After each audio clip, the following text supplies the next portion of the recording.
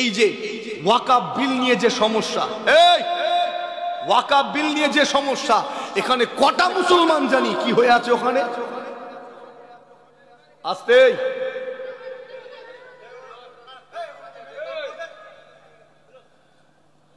ওয়াকাফ বিলের বিষয়ে কজন জানি? প্রতিবাদে আপনাকে দেখতে পাচ্ছি না, কিছু জানেনই না, আপনি পুরো বেখবর হয়ে আছেন। বড় দুঃখ লাগে, মসজিদের ইমামগুলোকে কিউআর কোড মসজিদের দরজার গোড়ায় মেরে রাখতে হচ্ছে। হ্যাঁ, আমরা জলসায় যাচ্ছি, ওই কিউআর কোড জেরক্স করে সঙ্গে করে নিয়ে যাচ্ছি। আল্লাহ, কি হবে জাতির, কবে তুমি আর জাগবে? নিয়ে যাচ্ছি, গিয়ে বললাম মসজিদের ইমাম সাহেবকে একটা দিবি, ও ছেলেগুলোকে দিয়ে স্ক্যান করিয়ে ইমেল করাবে। কিছুদিন আগে হচ্ছিল না? আর আমার সঙ্গী সাথী যারা, বললাম যে যুবকগুলোকে ডেকে ডেকে স্ক্যান করিয়ে ইমেলটা করাবি। আজও আমাদেরকে ধরে ধরে এগুলো করাতে হচ্ছে।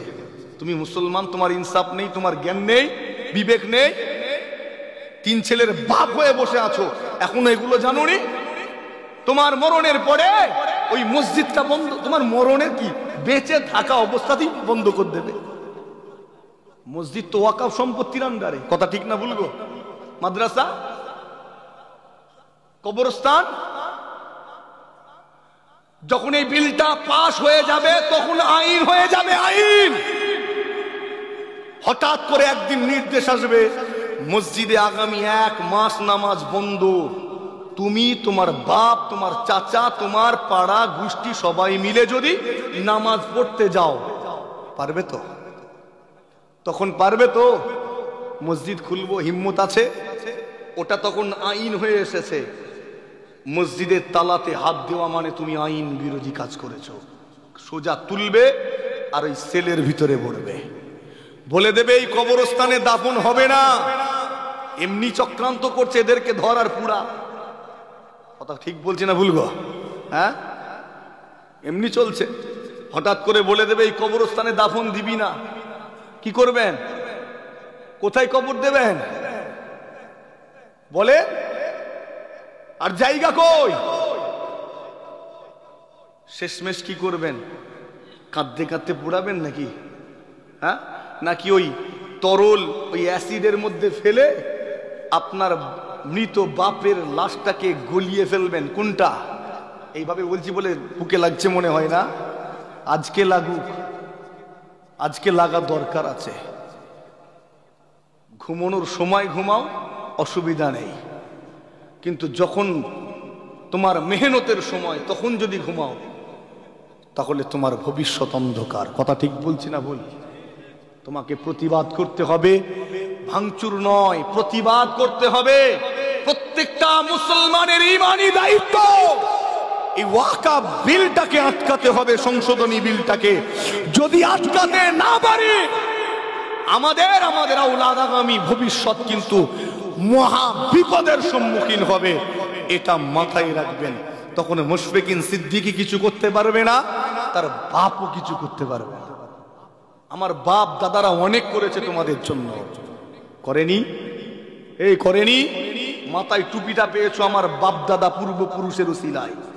কথা খারাপ লাগছে মনে হয়? এটা আমি আনন্দের সঙ্গে বলতে পারবো, অন্য কোনো বাপের বেটা এসে বলতে পারবে না। তুমি আমার দাদা পীরের মুড়ি, তুমি আমার দাদা পীরের সিলসিলার মানুষ, এটা আমি বলতে পারবো। ওই বিগড়ে যাওয়া ছেলেটা এসে বলতে পারবে না। আমার অধিকার আছে। আমার দাদা হুজুর মেহনত করেছেন, পরিশ্রম করেছেন, এটা আমার কাছে আনন্দের, আপনার কাছেও তো আনন্দের। কথা ঠিক না ভুলবো? এটা আপনার কাছেও গর্বের। আপনার পীর, আমার পীর মুজাদ্দেদে জামান হুজুর কেবলা মেহনত করেছেন অনেক।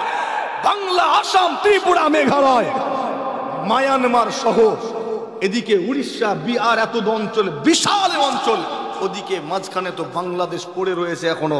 এই বিশাল অঞ্চলে মুজাদ্দেদে জামান হুজুর কেবলা কত মেহনত করেছেন, কত পরিশ্রম করেছেন।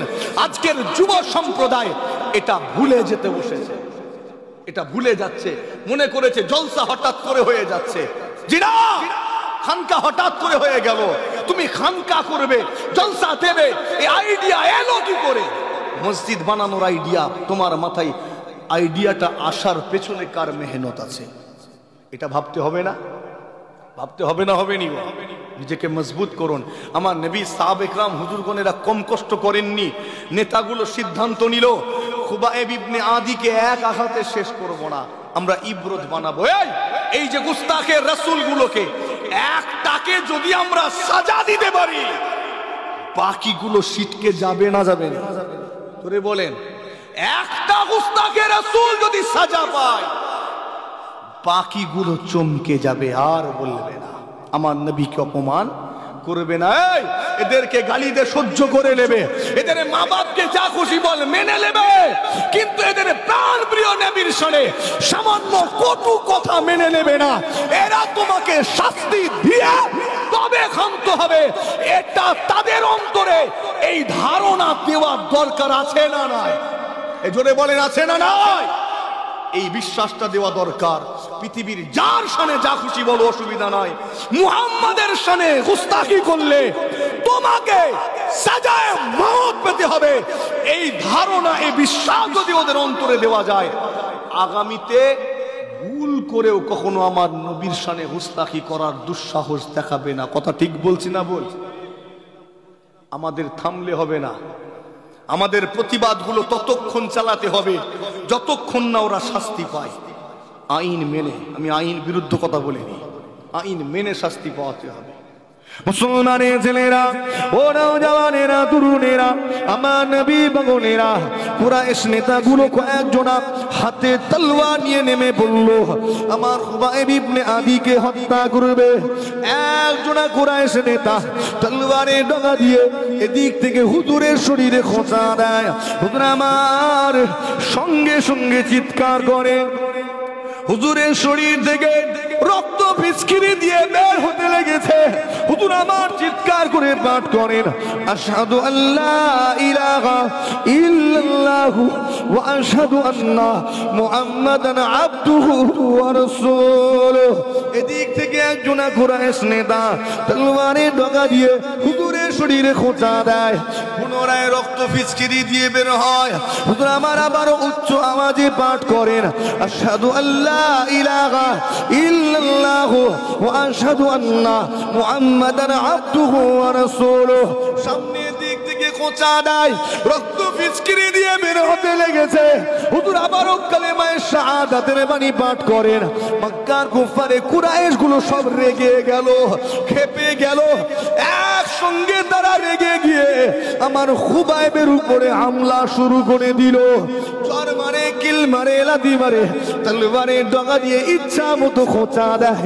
হুজুর আমার সঙ্গে সঙ্গে পাঠ করেন, আশহাদু আল্লা ইলাহা ইল্লাল্লাহু ওয়া আশহাদু আন্না মুহাম্মাদান আবদুহু ওয়া রাসূলুহু। তারা কেন একসঙ্গে হামলা শুরু করলো? রেগে গেল। কেন রেগে গেল? তোরে বলেন কেন? কেননা তুমি মুহাম্মাদের নাম নিয়েছ। কার নাম নিয়েছ? মুহাম্মাদের নাম। যে মুহাম্মাদের নাম শুনলে তাদের কলিজা ফেটে যায়, যে মুহাম্মাদের নাম শুনলে তাদের অন্তর চূর্ণ বিচূর্ণ হয়ে যায়, তুমি সেই মুহাম্মাদের নামে সাক্ষ্য দিচ্ছ ওই মুহাম্মাদ নাকি আল্লাহর রাসূল। ওদের ফাটবে না ফাটবে নি? জোরে বলেন, ফাটবে না ফাটবে নি? একসঙ্গে রেগে গিয়ে হামলা, হ্যাঁ একসঙ্গে। আজকের কয়েকটা যুবক বাইরে কোনো জায়গায় বেড়াতে গেছেন, এখানে অনেক ভাই আছেন শোনেন, বাইরে বেড়াতে গেছেন, কয়েকটা আনাড়ি ছেলে, ভালো করে মোবাইলে দেখেছেন তাই আমাকে বিস্তারিত বলতে হবে না, কয়েকটা আনাড়ি ছেলে উগ্র যুবক আপনাকে একা পেয়ে ঘিরে ফেললো, ঘিরে ঘুষি চড়চাপড় থাপ্পড় দিল আর লাথি মারলো, মেরে বলছে আমাদের শিখানো কথাটা বলতে হবে। বুঝতে পারছেন কোন কথাটা? হ্যাঁ, আপনিও ভয়ে ভয়ে চিল্লাচ্ছেন।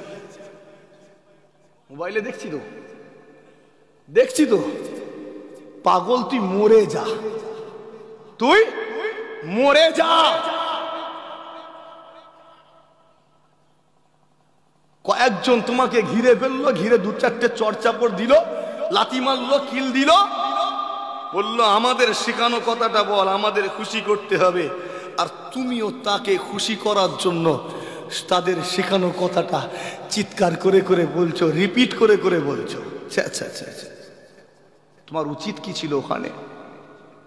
এই যুবক, তোমার উচিত কি ছিল? মরার ভয় করছো? মরার? তোমার বাপ বেঁচে আছে, দাদু বেঁচে আছে? একটু ঘরোয়া ভাষায় বলছি, রাগ করছেন নাকি? হ্যাঁ, বেঁচে আছে? সব তো মরেছে, তুমি মরবে নি? কে কে মরবে না একটু হাত তোলেন তো দেখি। কে মরবে না দেখবো আমি। সব বেটা মরে যাবে, তুমিও মরবে, আমিও মরব। মরতে সব কটা কি হবে? তাহলে ভয়ে দৌড়চ্ছ কেন? ভয়ে দৌড়চ্ছ কেন? এত ভয় কিসের তোমার? আচ্ছা, তোমার ও জায়গায় দাঁড়িয়ে করণীয় কি ছিল, বলা উচিত কি ছিল? ও জায়গায় দাঁড়িয়ে তোমার উচিত ছিল আল্লাহর নামে তাকবীর দেওয়া, নারে তাকবীর, আল্লাহু আকবার।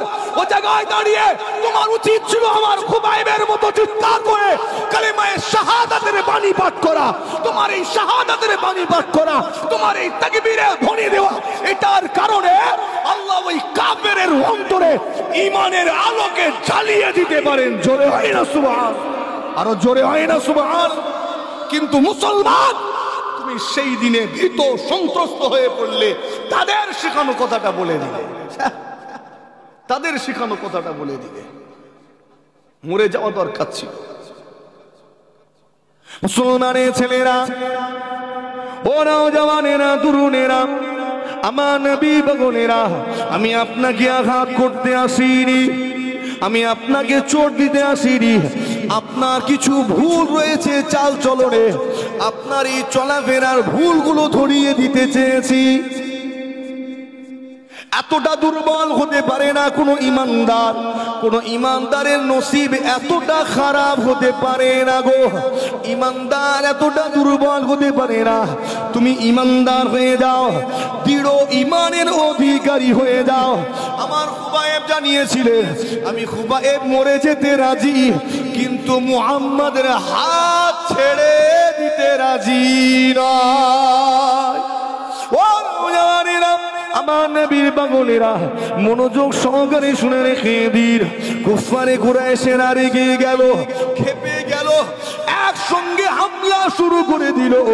কেননা তুমি মুহাম্মাদের নাম নিয়েছো, যে মুহাম্মাদের নাম তাদের অন্তরটাকে চূর্ণ বিচূর্ণ করে দেয়, যে মুহাম্মাদের নাম তাদের কলিজাটাকে চূর্ণ বিচূর্ণ করে দেয়। সেই মুহাম্মাদের নামে সাক্ষ্য দিচ্ছ সেই মুহাম্মদ নাকি আল্লাহ রসুল, এটা মোটেও মেনে নিতে পারে না। রেগে গিয়ে হামলা করতে লেগেছে। একটা কুরাইশ নেতা মাথা ঠান্ডা রেখে আস্তে আস্তে সেই ভিড়ের মধ্যে ঢুকে গেল। চিৎকার করতে করতে, ঝটকা মারতে মারতে সব কটাকে দূরে সরিয়ে দিল। কিছু কিছু নেতা আছে দেখবেন ঝামেলা ঠান্ডা করে, আছে না নেই গো? সব সরিয়ে দিল।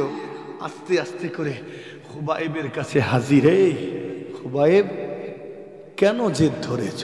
ও মনে করেছে আমার খুবাইব হুজুর জেদ ধরেছেন, ও মনে করেছে। ও জানে না এটা ইমানদার, কথা ঠিক না ভুল? কেন জেদ ধরেছ? যেদিন থেকে মুহাম্মাদের হাতে হাত দিয়েছ সেদিন থেকে তুমি দুর্ভোগ সহ্য করতে হচ্ছে তোমাকে। ভালো করে খেতে পাও না, ঘরে থাকতে পারো না, ঘুমাতে পারো না, তোমাকে লুকিয়ে লুকিয়ে বেড়াতে হয়। কেন? কি দরকার আছে?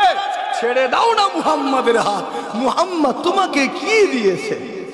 বাস যখনই এই প্রশ্ন, মুহাম্মদ তোমাকে কি দিয়েছে, আমার নবীর এই গোলামটা সঙ্গে সঙ্গে জবাব দিয়েছিলেন। জোরে হয় এটা সুবহানাল্লাহ।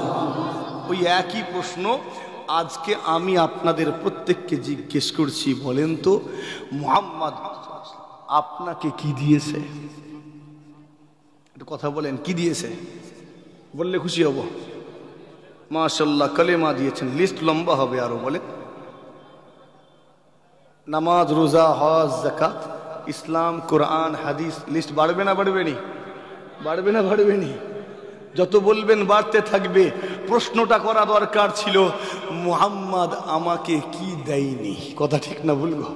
প্রশ্নটা হওয়া উচিত ছিল, মুহাম্মদ আমাকে কি দেয়নি? এটা জিজ্ঞেস করো যে কি দেয়নি। মুহাম্মদ আমাকে সবই দিয়েছেন। একবার জোরে হয়, আরো জোরে হয় না? জি হ্যাঁ, মুহাম্মদ কি দিয়েছে? আপনারা উর্দুতে একটা শের শুনে থাকেন, जो कुछ देने का था সব কুছ দিলওয়া দিয়া, সবাই মিলে বললে খুশি হব। जो कुछ देने का था सब कुछ दिलवा दिया कमली वाले ने। একবার জোরে হয় না সুবহানাল্লাহ। যা কিছু দেওয়ানোর ছিল, পাওয়ানোর ছিল, সব কমলি ওয়ালা নবী আমাদেরকে পাইয়ে দিয়েছেন। জোরে হয় না, আরো জোরে হয় না। এই টুপিটা কে পাইয়ে দিয়েছে? জোরে বলেন কে? আমার কমলি ওয়ালা। জোরে হয় না সুবহানাল্লাহ। দাড়ি রাখা জানতাম না, কে শিখালো? জোরে বলেন কে? আমার কমলি ওয়ালা। জোরে হয় না। এই পোশাক পরতে জানতাম, এই পোশাকটা পরতে জানতাম, খবর নেন সব কাঁচা মেরে, হাঁটুর উপরে সব কাঁচা মেরে কাপড় তুলে ঘুরতো। কথা ঠিক না ভুল গো? এই পোশাক পরিধান করা কে শেখালো? আমার কমলি ওয়ালা নবী। জোরে হয় না। আচ্ছা জুতোটা পরা জানতাম তো, জুতো জুতো পরা জানতাম না, কোনটা আগে পড়ে কোনটা পড়ে, তো এটা কে শেখালো? ওটাও আমার নবী। একবার জোরে হয় না। আচ্ছা চুল কাটাটা কে শিখিয়েছে? আমি একদম সংক্ষেপ ছোট ছোট বিষয়গুলো তুলছি। এই চুল কাটা কে শিখিয়েছে? পুরুষের জন্য কতটা চুল রাখা যাবে জানা আছে তো? এই গর্দান থেকে গুনবেন কটা গাঁট আছে। পুরুষের জন্য 3টে গাঁট। কটা? জোরে বলেন কটা? আর এই সাইডে কানের উপর দিয়ে আসবে, তাই তো? এরও একটা সীমা বেঁধে দেওয়া আছে। তো এই চুলটা কাটবো, ওটাও আমার নবী শিখালেন। একবার জোরে হয় না। আচ্ছা নখ কাটা জানতাম তো? নখ কাটা কথা নেই, নখ কাটাটাও জানতাম না। সব আইয়ামে জাহেলিয়া যুগে বড় বড় নখ রাখতো, নখ রাখার কম্পিটিশন হতো। হাদিস খোলেন। আবার কেউ কেউ আবার নখগুলোকে ধারালো বানাতো, ওটা দিয়ে জবা করতো। কি করতো? নখ এত ধার দিয়েছে, ওটা দিয়ে কিছু কাটাও যাবে। হ্যাঁ ওটা দিয়ে জবা করতো। হাই রে হাই। এই কিছুদিন আগে মোবাইলে দেখছিলাম, একজন গিনেস বুক অফ ওয়ার্ল্ড রেকর্ডে নাম তুলেছে বর্তমান পৃথিবীতে সবচেয়ে বড় নখওয়ালা ব্যক্তি। আজব আজব রেকর্ড। মানে ওই কম্পিটিশন আবার এই যুগে চালু করছে, বুঝতে পারছেন? বড় বড় নখ রাখার কম্পিটিশন আবার এই আধুনিক যুগে ফের চালু হচ্ছে। গিনেস বুক অফ ওয়ার্ল্ড রেকর্ডে নাম নথিভুক্ত করিয়েছে পৃথিবীর সবচেয়ে লম্বা নখওয়ালা ব্যক্তি, লম্বা নখ বিশিষ্ট ব্যক্তি হিসাবে। তো নখটাও কাটা জানতাম না, আমার নবী শিখালেন। জোরে হয় না সুবহানাল্লাহ। আচ্ছা পেশাব করা তো জানতাম নাকি?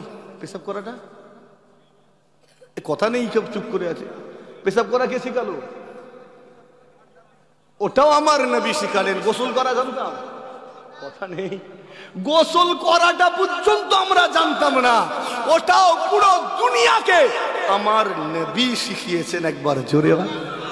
জিজ্ঞেস করো মুহাম্মদ কি দেয়নি, জিজ্ঞেস করো মুহাম্মদ কি দেয়নি, সবই দিয়েছে। মুহাম্মাদের মতো এত দরদি আর কেউ হতে পারে না। এতটাই দরদি।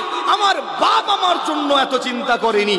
আমার বাপ তার জন্মের সময় মুশফিকিনকে নিয়ে ভাবেনি, আমি আমার জন্মের সময় আমার ছেলেটাকে নিয়ে ভাবিনি। কথা ঠিক না ভুলবো? কিন্তু আমার নবী তার আগমনের মুহূর্তে আপনাকে আমাকে নিয়ে ভেবেছেন। কথা ভুল বললাম না ঠিক বললাম? তার আগমনের সময় আপনাকে আমাকে নিয়ে ভাবছেন।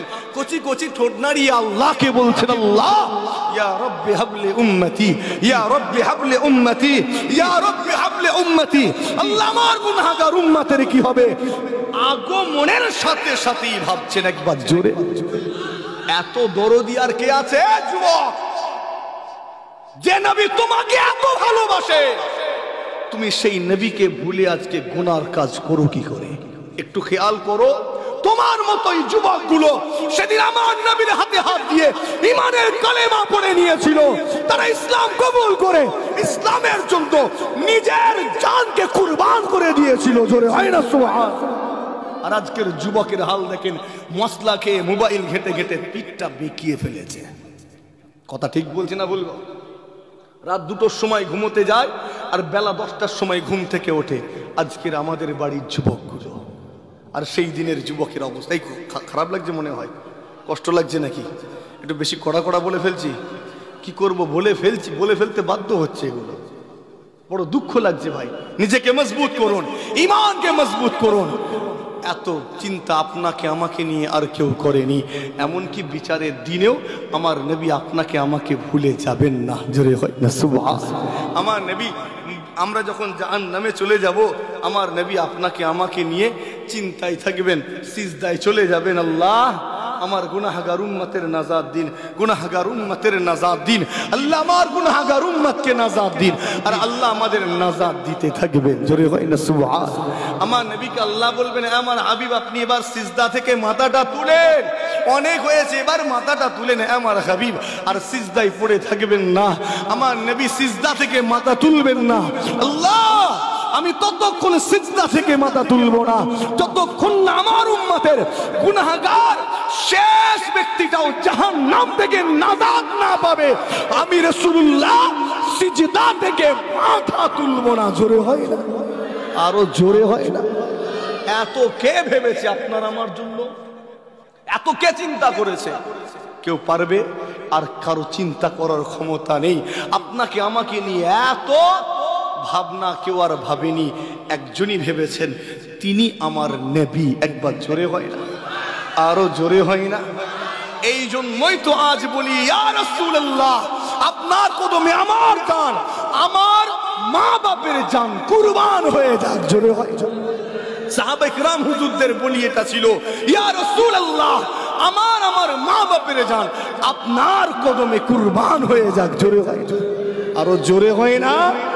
নিজের ঈমানকে মজবুত করো যে নবী এত কিছু করেছেন, এত কিছু দিয়েছেন। আল্লাহ নবীর হাদিস, আল্লাহ নবী ঘোষণা দিয়েছেন, ইন্নামা আনাল কাসিম আল্লাহু ইউতি। এটা হাদিস। আজও যখন কেউ কোনো আলেম হাদিস শরীফ খুলে পড়ে, এই হাদিসটা তারা পড়ে থাকে। এই আমার নবী বলছেন, ইন্নামা আনাল কাসিম আল্লাহু ইউতি। শুনেন, আমার নবী বলছেন, আমার আল্লাহ হলেন দেনেওয়ালা, আমি রাসূলুল্লাহ বাঁটনেওয়ালা। জোরে হয় না সুবহানাল্লাহ। দেনেওয়ালা কে? জোরে বলেন কে? আর বাঁটনেওয়ালা রাসূলুল্লাহ যথাযথই বন্টন করেছেন। একবার জোরে হয় না, আরো জোরে হয় না। সেই নবীকে ভালোবাসি না বাসিনি, মুহাব্বত করি না করিনি? কতটা? নিজের জানের চেয়েও বেশি। একবার জোরে হয় না সুবহানাল্লাহ। চলেন সেই নবীকে ভালোবেসে মুহাব্বত করে আদবে দাঁড়িয়ে সালামে নজরানা পেশ করি। ইয়া নবী সালাম।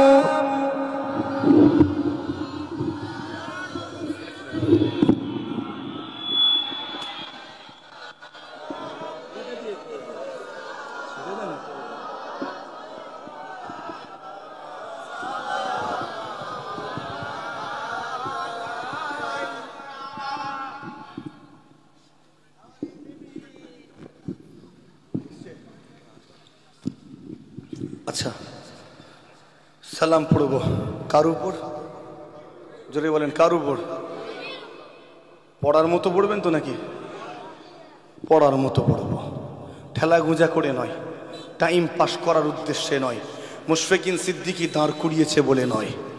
সালাম পড়ব নবীকে ভালোবেসে, ভালোবেসে মুহাব্বত করে। এইখান থেকে, কোথা থেকে? কেন এখান থেকে যখন বান্দা কোনো কাজ করে, ওটা সরাসরি আল্লাহ দরবারে কবুল হয়ে যায়। জোরে হয় না সুবহানাল্লাহ। এখান থেকে বান্দা যখন দরুদ ও সালাম পড়ে, যেমন কবুল হয় আর আমার নবী দরবারে পৌঁছে দেওয়াও হয়। জোরে হয় না সুবহানাল্লাহ। মুহাব্বতে আমার নবীকে ভালোবেসে সালামে নজরানা পেশ করব। আমি একটু আওয়াজটা দেখে নেব। নারে তাকবীর। এই আওয়াজে আপনারা খুশি?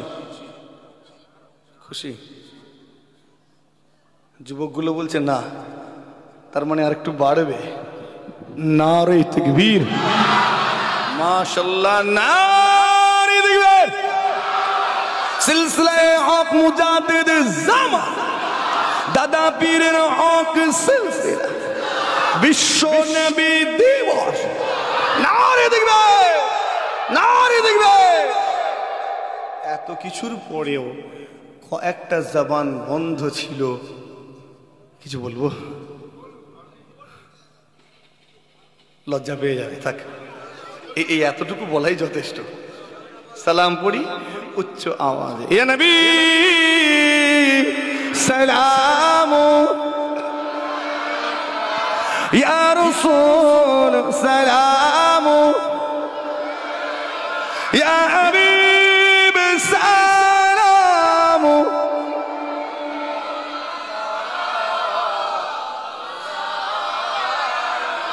طلع البدر علينا من ثنياته بداعي وجب الشكر علينا ما دعا لله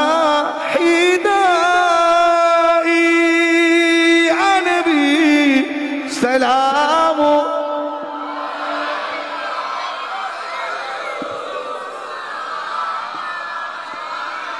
يا حبيب سلام